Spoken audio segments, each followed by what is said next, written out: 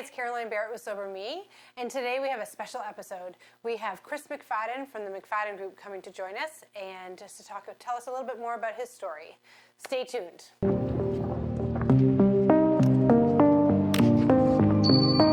Hi, it's Caroline Barrett with Sober Me, and I'm here today with Chris McFadden from the McFadden Group. We are interviewing him.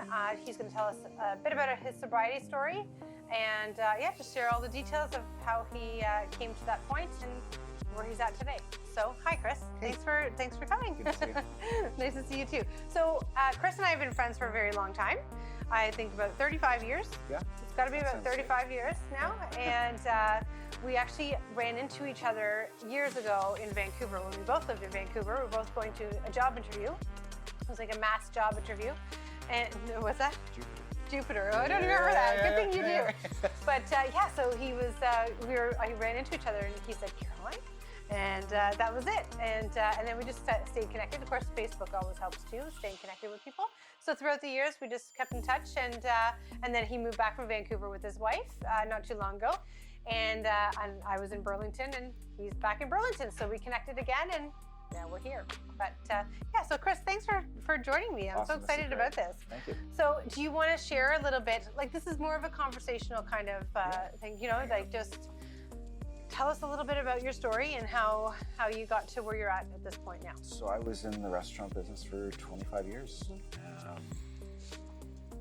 I'm education-wise, I ended up going down the wine path and became a sommelier. And I think the one thing with sommeliers is wines very heavily in your life, and it doesn't look like a reaction that you're having to alcoholism. It's part of your job. Right? Drinking wine and tasting wine is a part of the gig, if you will. And in 2017, I should have probably quit in 2015. Okay. That's when I had my eyes opened up, when I lost a pretty good job that I had.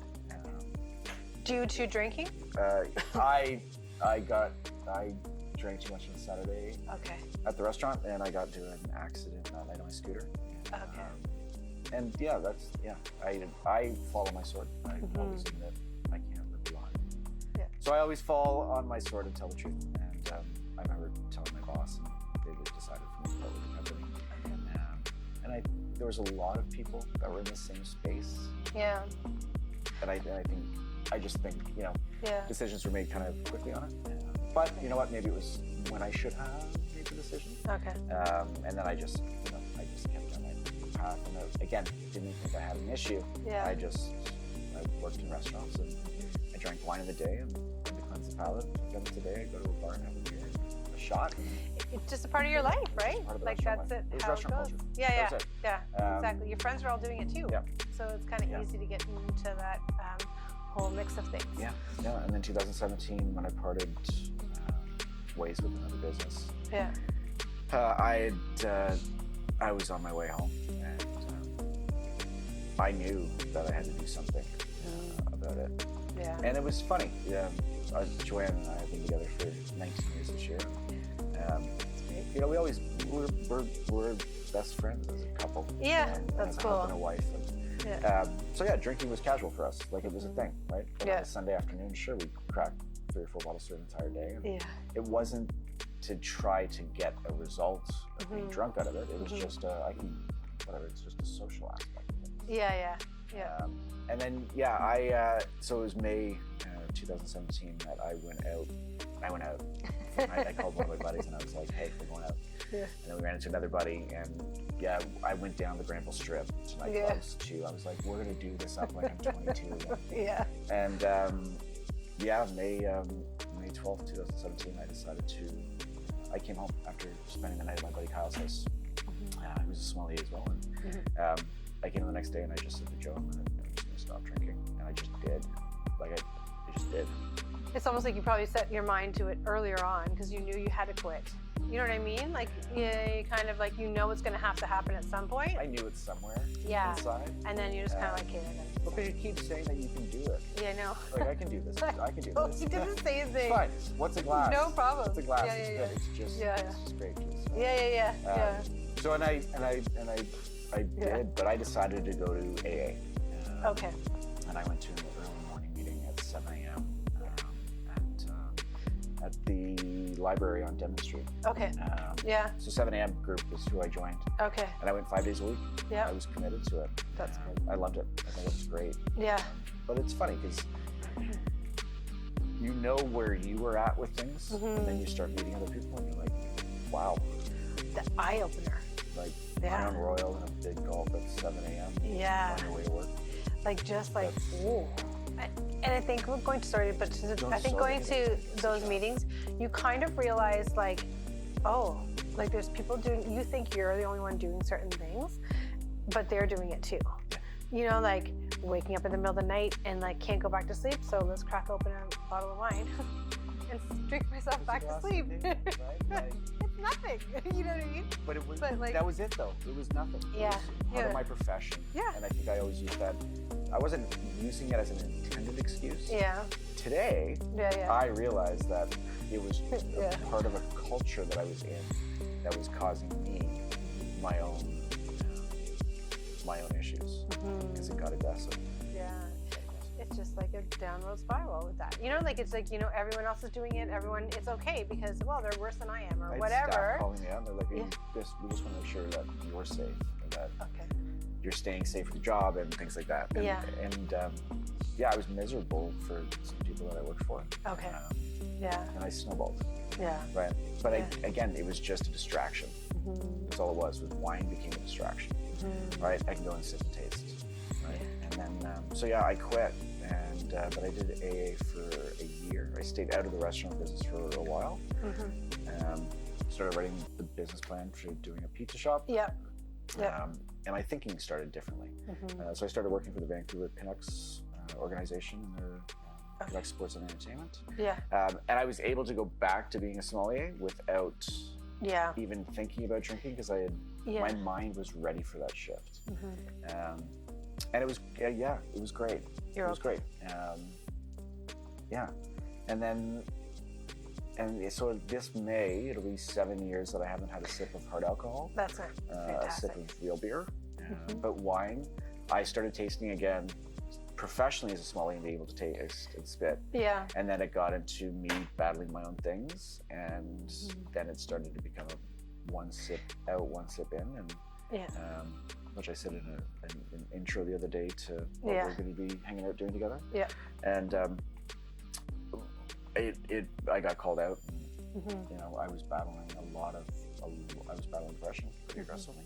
Yeah. And again, I wasn't doing it to, you know, Joanne said to me, she goes, I'm not worried about you going out and drinking again. She goes, you're starting to do it at work again. Yeah. You're starting to use it as a distraction. And you're dealing with a lot. COVID was a huge thing through restaurants. Yeah. But I went through a lot of my own stuff. Yeah. And I wasn't trying to do it for a result. It was just a distraction to get my head out of here. So yeah, in 2021, end of 21, I left my partnership at my restaurant that I was at in Vancouver, just outside Vancouver. And I started going down a different path, and I thought, what could I do that's different than just doing restaurants? And that's when an old colleague of mine, which is a gentleman, Edwin Kumar, a great friend and colleague on Restaurant Leadership 101. He and I sat down one day and realized that there was a missing segment that was happening in restaurants, and nobody ever introduced emotional intelligence or soft skills as a conversation to restaurant professionals. So we set out on the adventure to create a course that was going to be tailored to the softer side of staff and more retention and appreciation and that gap that fills this hole between the grind and the effort. And Restaurant Leadership 101 was born. And then I was like, I can go back to restaurants. So I did. Yeah. And I went down that hole again. And then finally in August of 2022, I said to Joe, I'm miserable. Right? And we had made the decision to move back to Burlington. Because it was time to now take all the things that were missing a part of me, which was being closer to family. And a lot of family things were happening for me here. My mom's got dementia. My grandma has Alzheimer's. My stepmom was fighting the fight of her life with cancer. Passed away in the middle of the decision to move here. And I was able to come out of that by the decision that, you know, we had made to move back here. to attain more family-focused Yeah. if Yeah. you will. Yeah. And I get that. but September 3rd this year, September 4th this year was my first day, my second year anniversary not tasting wine again. Good. So I'm back, Congratulations. which is great. Yeah. But I need to make a big shift in my life, and a big change. So, and this is a positive shift though. Like, you know It's what I mean? amazing. Like, it's like, I understand that. Like, when you move away too, like, even though you had Joanne with you, it's still kind of like you're still away from the rest of your family, you know, your immediate family. So it's hard. Like, it's a really hard thing to do. And like, I spend a great deal of time with my parents now because I appreciate being 5 minutes away from them. So I think that like, it's just, I take advantage of it because you don't know how long they have. This is it. And my like- dad's an 8-minute drive up the road. Yeah. So, but I That's a think, shift. you know, when you move away like that, it's great and all, but you're missing something. And for me, I was drinking because I was missing something, and I was drinking a lot because I was missing. And I had friends, like I had a lot of friends out in Vancouver, so it's not like I didn't have, like I wasn't doing much or anything. You know what I mean? Like I was always busy. I'm a busybody anyways, but it just, I think sometimes it's just because you're missing that core group. And Yeah, completely. and that becomes your friend, Yeah, your reliable friend. wine As- was my bite, right? Like, Well, you know it's always wine. going to be there It's for wine. you, It's right? good, right? And wine for smallies is free. Yeah. But there when you I go. had quit, I ended up over that year and a bit. I had 17 sommeliers reach out to me. I said, "How did you do it? Yeah. How can you do that and Yeah. not that?" So I coached 17 sommeliers Yeah. to help with them trying to find That's amazing. at Like, least, you know, not necessarily pure sobriety, but yeah. for them to at least find management on it. Yeah. Well, Yeah. and- So, yeah. But when we moved back here, it was Joe made a joke one day. She's like, "I thought we left restaurants," and I was like, "Yeah, you know what? You're right." Yeah, And the McFadden group was born as an idea of, I had started spending so much more. I started spending more time on evolving myself. Yeah. Yeah, I had a pretty significant speed bump within that, where I was going down an unhealthy path again. Yeah. You know, every time I could be hired at a restaurant that has a sommelier, but Yeah. people know me as a sommelier, so that tends to go with what I'm doing professionally, whether or not I'm officially doing it. Yeah. And then Edwin said to me, he goes, "Why don't you take and build your own company around the idea of what we're doing with emotional intelligence?" So the McFadden Group was born in focusing on helping restaurant professionals have people work harder on developing themselves to define them as leaders. Okay. So it's about, we can get to correcting brand issues and things like that, and Yeah. menu management and inventory management or whatever it may be. Yeah. And sommelier services for sure. Yeah. Because I'm at my Yeah. confident point today of being able to help with that, but Yeah. not have to partake. Yeah. Exactly. Just separate yourself from it. So the McFadden Group was born Nice. with that, and as I've got a great client in Vancouver that I'm working with, a theater company, Yes. up the road from where I used to have my partnership, and the relationship's great. That's awesome. It's a cool thing to do from 4,000 kilometers away. and Yeah. still be involved with a food and beverage sector. Yeah. Well, it's something you enjoy. Like it's your passion, and that's what it is. But I was going to say, sorry to interrupt, but I wanted to say about the 17 sommeliers that reached out. It's amazing. It shows how many people there are out there that are suffering. Like not This even is just the aggressive. curiosity. Like they're just probably just asking in general, but even just that curiosity to go ahead and ask the question. Like there's people out there that are suffering and they don't even know it. First of all, sometimes, That's it. or they don't even talk about it. Yeah. That's it. And I don't, not that I created it, but there was a safe space now created. Yeah. Not that I took credit for it. Yeah, It's yeah. that now there was a safe space created Yeah. that people could now come to me and go, "Hey, like how? Yeah. How?" So yeah, I think it's a different shift today, and now that I'm teaching college students, and I'm with Fanshawe Centennial College as Yeah. a professor, and Yeah. Which is amazing, by the way. it's super Congratulations rad, doing right? that. Like but that's so such exciting. a shift now. I taught Smart Serve the other day. Yeah, oh, did you? Oh my I was God. like, wow, I remember this path. Yeah. And I was, here's a heads up of something that you're going to need. Yeah. This is what responsible service looks like. Yeah. And as I'm looking and as I'm talking about it, I'm realizing I'm talking to a whole bunch of this younger, soon to be hospitality professionals. Yeah. I'm trying to give them an idea of what this business can can do, Yeah. what it should safely do, and how Safely. you can safely Yeah. do it. Absolutely. It's okay to have a drink, Yeah. right? But be cautious. It's okay. Yeah. Like, everything in moderation. It's okay to drink, but just like when it gets to a point where you start to worry about what it's doing to you, or if it's changing your life in any way, shape, or form, then it's time to kind of like step up and go, okay, like I can't do this. But they're saying the younger generation isn't that into drinking. They're not. And which is fantastic. Like, it's not. good to hear that. Like, now there's companies coming out with like mocktails and like, which is fantastic. Because you can still go out to the bars. Like, I still go out to the bars.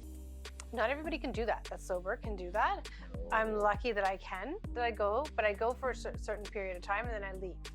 But yeah, like that generation is going to have like the options of having mocktails and like just The shift that's happened. Yeah, it's great. I remember there was a night I had bought a non-alcoholic spiced rum. Yeah.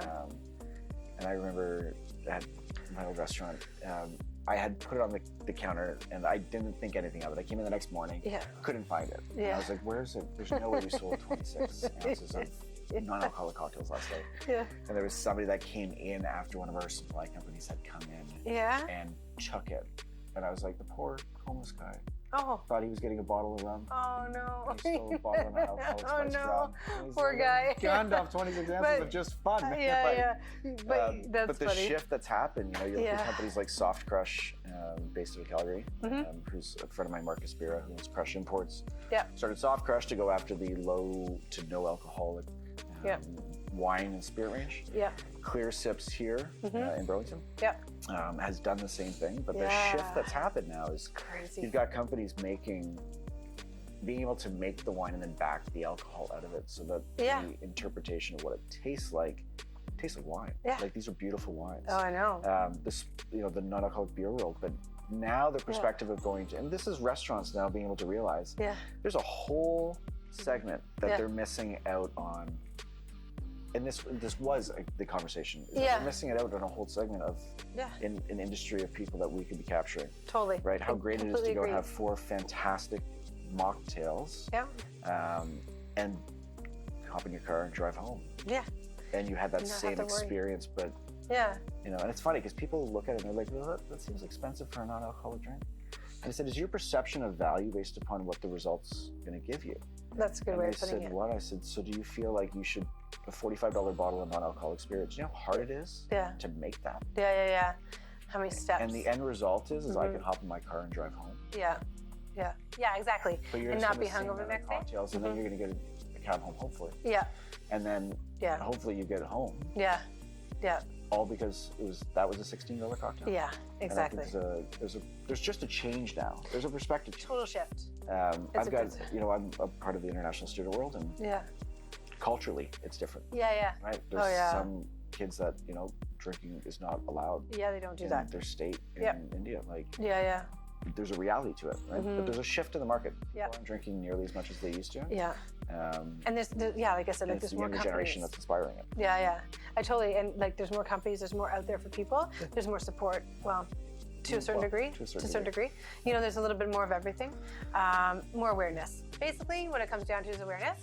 But so I think that's the biggest thing. Yeah. And I applaud that comment, right? Yeah. Is that more awareness. We're more aware of the conversation of it. Yeah. We're more aware that it's okay to talk about it. And people are opening up, like opening up and telling their story and not being ashamed. They're being vulnerable and just letting it all out, and that's it. So. Well, that's it. And now studying it, right? So I completed my hospitality leadership certification through the International Hospitality Institute. Yeah. I got my certification in addiction and recovery coaching from the World Coach Institute. Yeah. And to study the depths of it again. Yeah. Just like I know. what I could have had at one point, right? And there's sponsors in AA. I never did the sponsor route. No, I never did. I felt really controlled through AA. Okay.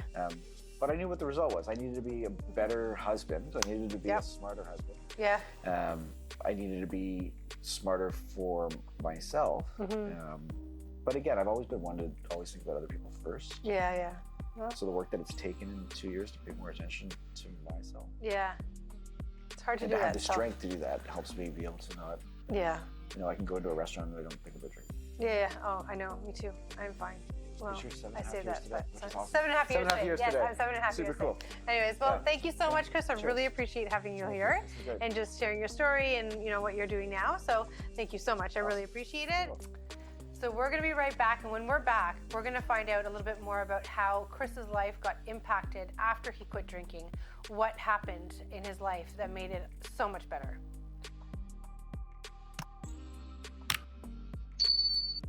So Chris, can you tell me what major impact you had when you quit drinking that changed your life for the better, like your aha moment, I guess? Clarity. It's a beautiful thing to quit. I genuinely did not think I would ever sip again, ever. The things that show up in your life, because you're clear. My father-in-law said it to me, because you got to measure your needs versus your wants. And the more that I paid attention to my needs, the less I had the wants showing up. Okay. It's just the clarity of waking up every morning and knowing that today's a day that you're here and what you can try to accomplish, or what you can accomplish, is magical. But the difference in what was showing up professionally for me without me looking for it. And I think that's like it very much today, is that everything's making sense today for what I'm doing professionally, because I'm still involved with hospitality and restaurants, but not directly in them. There's a difference in what you can accomplish, because when you wake up without that, I don't feel good. Yeah, that negativity. That negativity, and it'll do it. you beat yourself up with it. It's a beautiful thing of what can come of it. But things started showing up in my life that I never expected would. An opportunity showed up, and I grabbed them because I was ready to, and I was confident in doing it. And even when I thought I was ready to go back, apparently I wasn't. So I had to make a shift. But the difference, would I have moved 4,000 kilometers down the road, started my own companies, applied to colleges to be a professor and an instructor? No, I wouldn't have. So these things showed up because they were supposed to.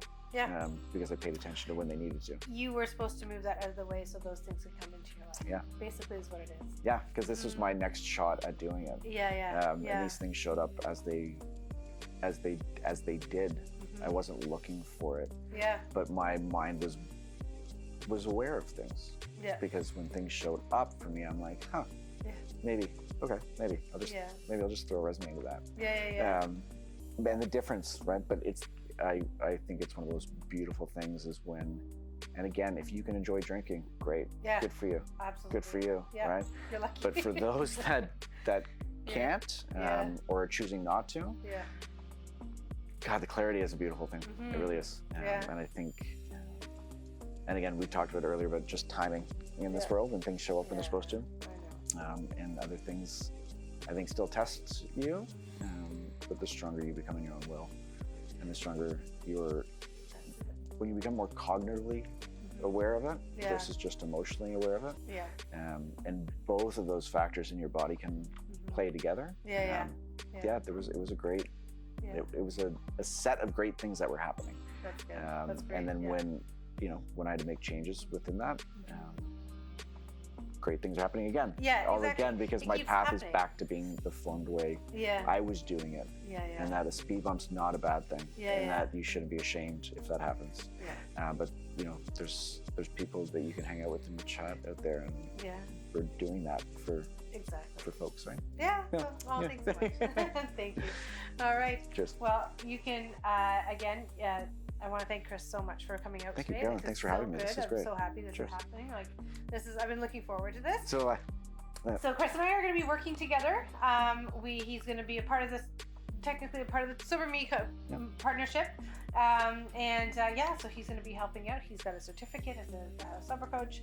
And we're just super excited to start to reach out there and help other people, because we understand what it's like, and just make everything a little bit better. Anyways, you can always follow me on YouTube, my YouTube page under Sober Me. I have Facebook, Sober Me. I have X under Sober Me, as well as Twitter. That's Twitter. Instagram and TikTok. I just started TikTok. So looking forward to having more subscribers and more people watching the videos, and telling you more about everyone else's stories about drinking.